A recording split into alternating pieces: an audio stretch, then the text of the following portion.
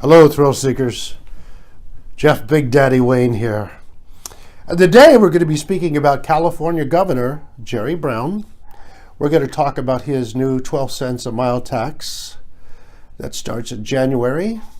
We're going to talk about the bullet train, which is costing billions of dollars in California. And we're going to talk about him turning this from a sanctuary city, a state where we have sanctuary cities, to a sanctuary state. I believe I know what's behind that.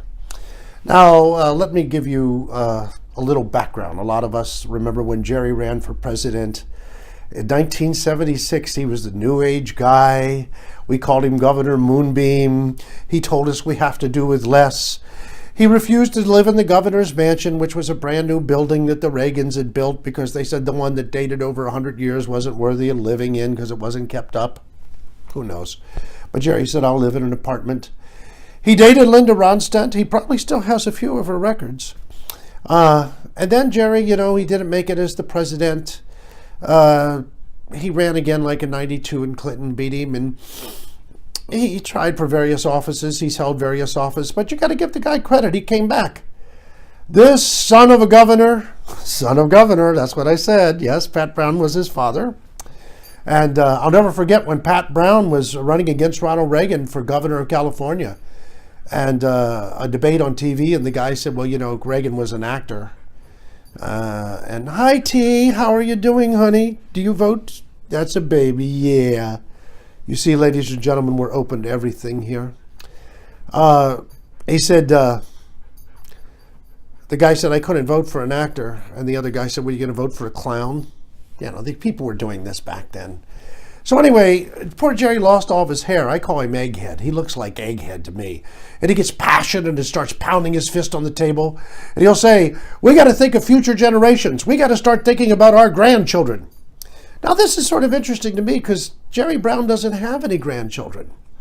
And what are we doing here in the state? The bullet train. I want to point out this thing, the bullet train. This is a train that's going to run from San Francisco to Los Angeles. They never say Los Angeles to San Francisco. So San Francisco to L.A. Because, of course, Jerry was born in San Francisco, So this I find interesting because they're predicting that the train started to be built, I believe, in 2016 and or 2014, I'm sorry, and it'll be completed in 2029.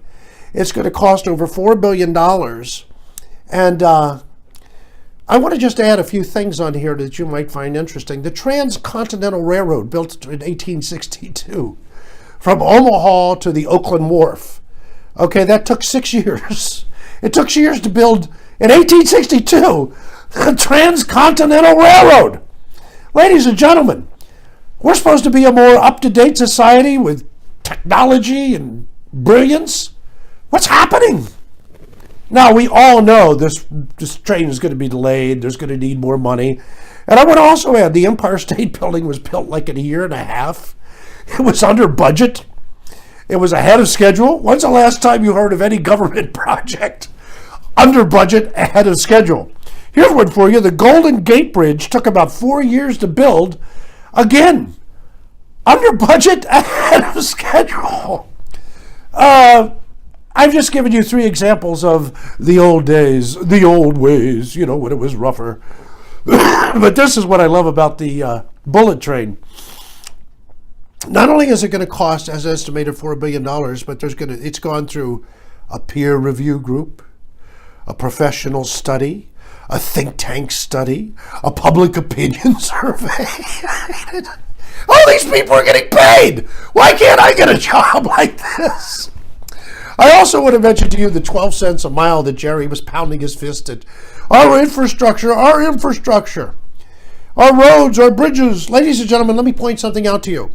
There are federal highways, state highways, county highways, and city streets. Each one of them has a maintenance department, and each one of them have inspectors.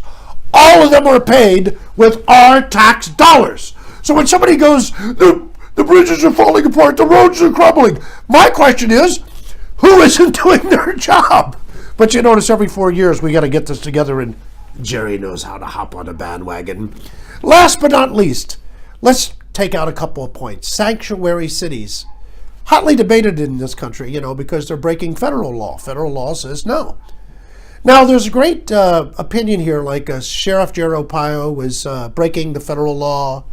The judge who just was nominated for senator in Alabama, the Republican, he was disbarred, or not disbarred, taken out of office because he refused to follow the law. However, the sanctuary cities is breaking the law. We're all starting to wondering, what does law mean anymore? But I'm going to tell you what I think Jerry Brown is doing.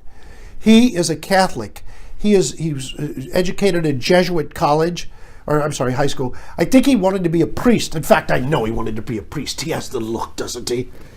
Him and his wife have no children, only dogs. Now let me point something out to you. Jerry Brown wants to be loved. He's created a sanctuary cities, now sanctuary state. I think Jerry is planning to run for president again and have a sanctuary country. Then we'll rename it Mexico. And one final haymaker, Jerry. You keep telling us we got to think of our grandchildren. Well, you know what? What if we don't have any grandchildren? Have you ever thought of that? What if we don't like our grandchildren? Have you ever thought of that? Future generations, what did they ever do for me? Jeff Big Daddy Wayne, subscribe. I got to get that call.